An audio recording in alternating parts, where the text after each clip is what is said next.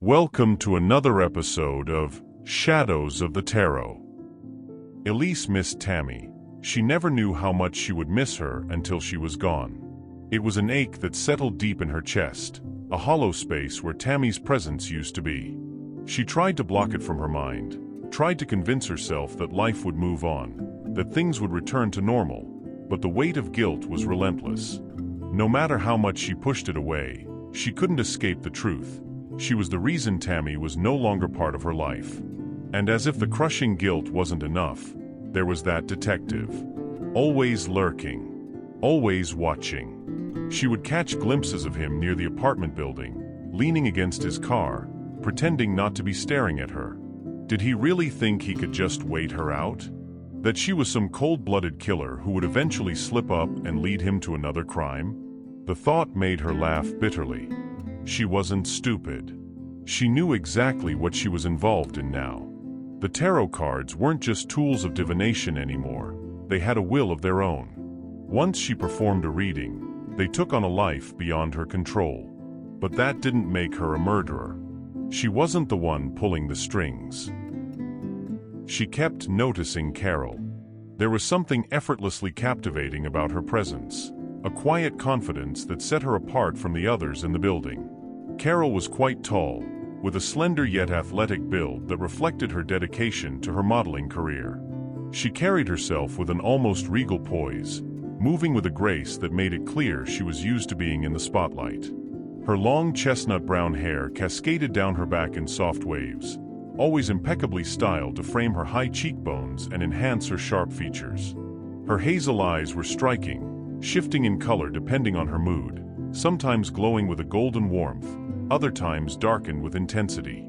Thick lashes framed them, adding to the depth of her expression. Her fair skin had a porcelain-like quality, smooth and flawless, a canvas that needed little enhancement. A delicate nose and full lips completed her look, and she often applied subtle makeup, just enough to highlight her natural beauty without overshadowing it. When it came to fashion, Carol gravitated toward chic, contemporary outfits that flattered her tall frame, favoring minimalist designs in neutral tones.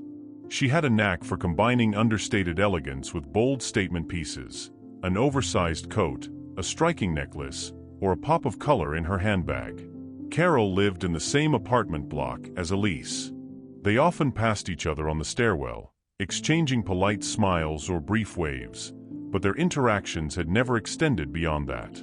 Elise hadn't thought much of it at first, but lately, she had found herself yearning for companionship. It had been a long time since she had spent an evening chatting over dinner with another woman, and the loneliness was starting to settle in like an unwelcome guest. So one day, as they crossed paths on the stairwell, Elise decided to take a chance. "Hey Carol," she said, offering what she hoped was a friendly smile. "Would you like to come over for dinner one night?" Carol hesitated. A flicker of something unreadable crossed her face, and she shifted her weight, tucking a strand of hair behind her ear. "Oh," she said, glancing away briefly. "I think I'll be busy the next few nights." Elise nodded, trying to ignore the small pang of disappointment in her chest. "That's okay," she said lightly. "Maybe another time, when you're not busy." Carol gave a small, polite smile before murmuring, "Yeah, maybe," and continued up the stairs. Elise stood there for a moment, watching her disappear down the hall. She told herself it wasn't a big deal, that Carol had her own life, her own priorities. But as she climbed the stairs to her own apartment, the quietness of her space felt even heavier than before. The next time Elise ran into Carol, their conversation felt more natural, the tension from their last meeting easing slightly. This time, Carol agreed to come over, but only for a cup of tea, not for dinner. Elise smiled warmly and nodded. "Tea would be lovely," she said, recognizing that Carol had set a boundary. She didn't push. On the surface, Carol exuded confidence, her presence almost magnetic. Her effortless elegance and striking poise suggested someone completely in control. But beneath that polished exterior, Carol faced personal struggles that had shaped much of her life. From a young age, she had dreamed of becoming a model, walking runways, and appearing in magazines. However, growing up, she had often felt pressured to meet certain expectations about appearance. Critical comments had left lasting insecurities, and over time, she developed an intense focus on maintaining a specific image. As she pursued modeling, the industry's demands weighed on her. She became increasingly preoccupied with staying within strict standards, monitoring her diet carefully and exercising rigorously. What started as a simple effort to maintain fitness gradually became an all-consuming challenge. By the time she reached adulthood, rejection in the competitive modeling world had only reinforced her need for control. Her approach to food and fitness became rigid, and whether she acknowledged it or not, it influenced many of her daily choices. This was why she had turned down dinner with Elise. It wasn't about being busy or avoiding company, it was about managing something deeply personal. How could Carol possibly explain to Elise that this was her Apple Week? Apple Week, as she called it, was one of her most challenging times, physically, mentally, and emotionally. It was part of a structured routine she had followed for so long that it felt almost ritualistic. During this time, she carefully planned her meals, allowing herself only specific portions of food each day. Other weeks, she would introduce different foods in small, controlled amounts, but not this week. This was Apple Week. So how could she explain that to Elise when she was invited to dinner? How could she sit across from her, faced with a full plate of food, when she was committed to her own carefully maintained plan? It was easier to decline altogether. Instead, she had agreed to tea, a simpler choice, something she could manage without drawing attention. When Carol arrived, Elise's excitement was evident. She had gone out of her way to prepare for company, offering Carol a selection of herbal teas. Carol settled on passion flower, grateful for something warm to hold between her fingers. As they sat together for the first time, the conversation flowed easily. Carol asked Elise what she did for a living, genuinely curious about the woman she had only exchanged pleasantries with before. Elise's eyes lit up as she explained her work. She was a tarot reader, a fortune teller, she said, though she preferred the term seer. It was something she had done for years, something she understood deeply. Carol was intrigued but unsure of what to ask. Sensing her hesitation, Elise reassured her. "You don't need a question," she said with a knowing smile. "The cards will tell you what you need to hear." Carol agreed, and they sat together as Elise performed a past-present-future reading. She shuffled the deck, her fingers moving with practiced ease, and laid the cards before them. As Elise interpreted the spread, Carol listened intently, feeling an unfamiliar mix of curiosity and apprehension. Elise found herself enjoying Carol's company. There was something about her, a quiet intensity beneath the poised exterior. She wanted to keep Carol as a friend, and for that reason, she chose not to use the antique deck. She knew all too well what could happen if she did. As the weeks passed, their bond strengthened. Their weekly tea and chats became something of a ritual, a comforting routine Elise hadn't realized she needed. Sometimes, Elise would even join Carol for a jog in the park, though she was nowhere near as dedicated to fitness as Carol was. Still, it was nice to have a friend again, to feel a connection growing between them. Then one day, Elise was running late. In a rush, she sent Carol a quick message. "The key is under the pot plant by the door. Let yourself in and wait for me if you like." Carol hesitated. She had never been inside Elise's apartment alone. But after a moment, she decided it would be fine.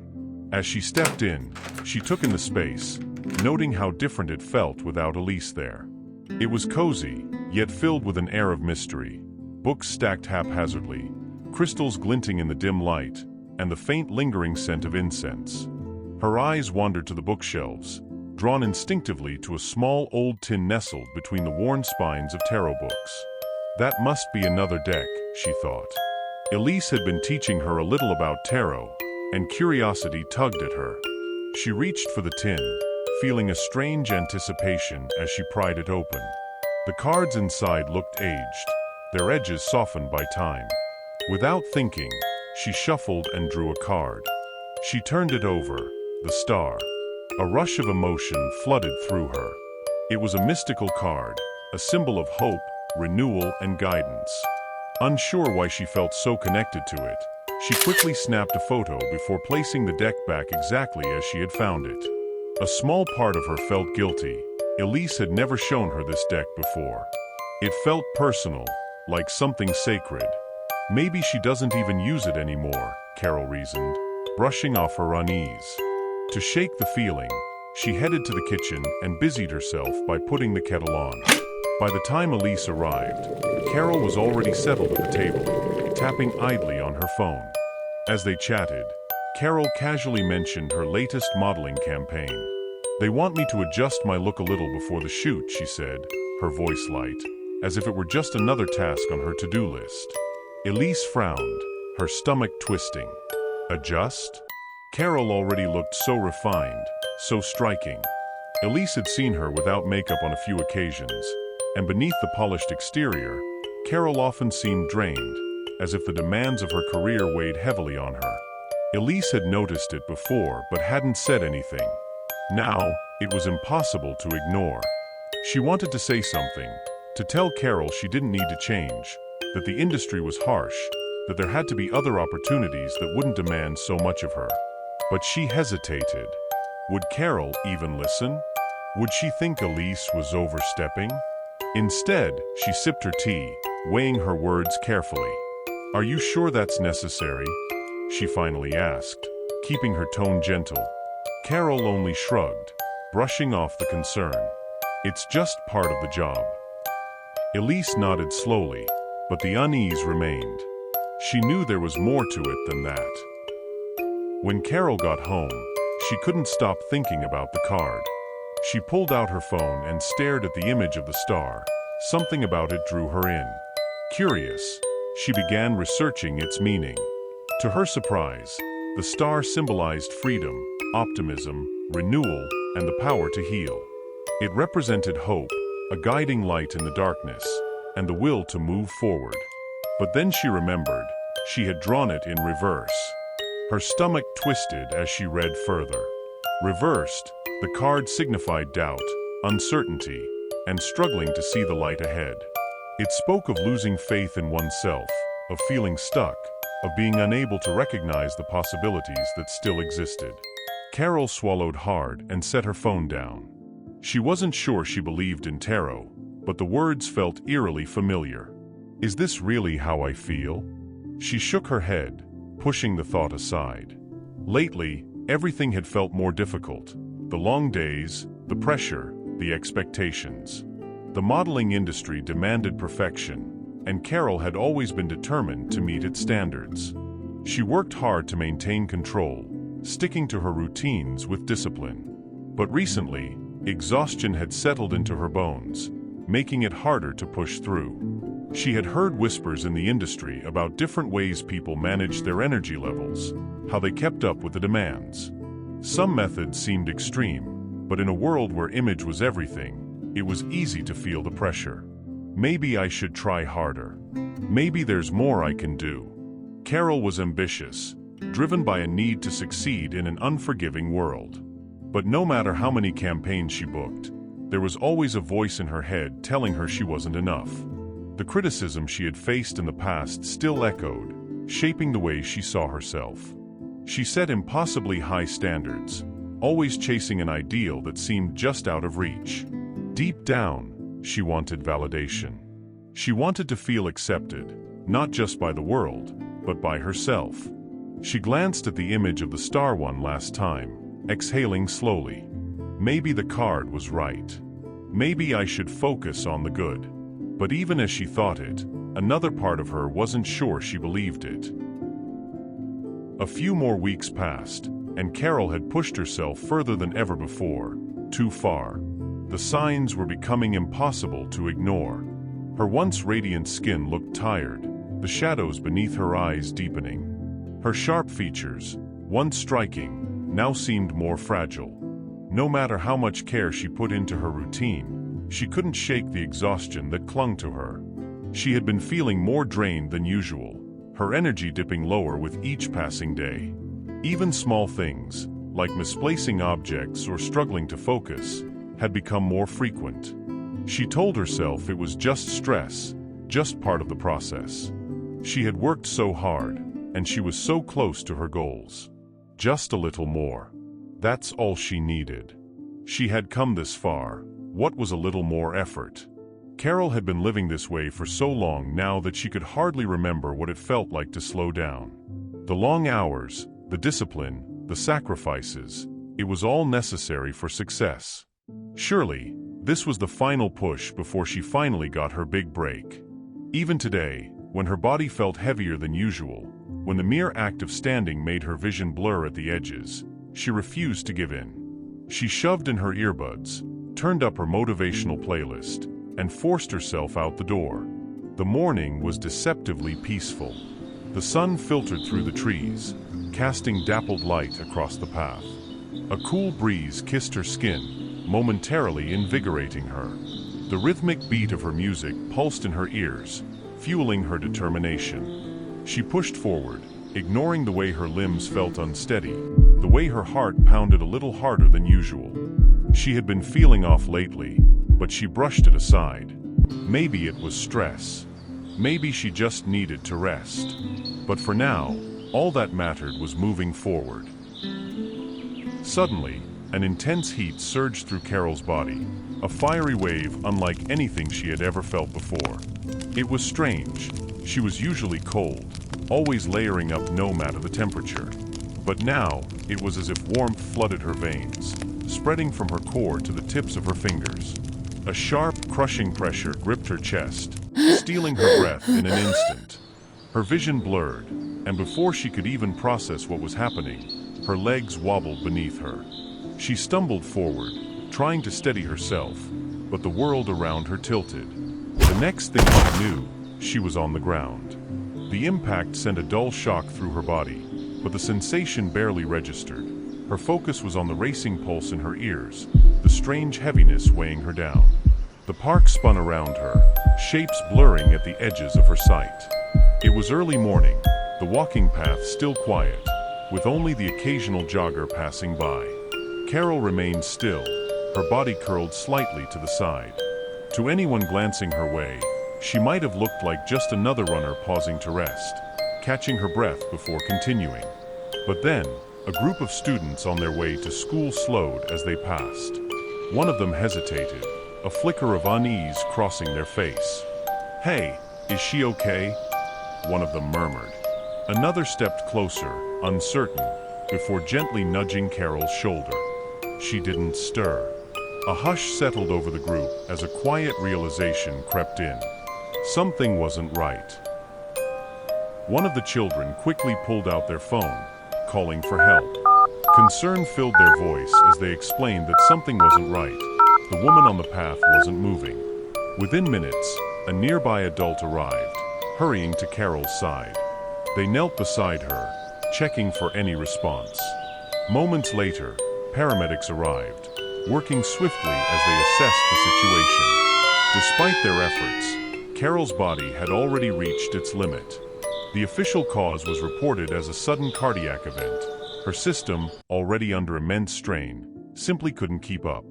Days passed, and Elise hadn't heard from Carol. The silence had grown unsettling. The usual messages confirming their weekly tea had stopped. Concerned, Elise ran into a neighbor on the stairwell, someone she barely knew, but the feeling that something was wrong gnawed at her, so she asked. The neighbor hesitated before finally speaking. "I thought you knew." She collapsed during a jog. Elise felt her breath catch. The words didn't register at first, like a distant echo in her mind. Carol, her friend, the person she had just begun to truly know, was gone. A deep, aching grief settled over her. Another presence in her life, lost too soon. It was too much to bear. Remember to like, subscribe, and share to others, so you don't miss an episode.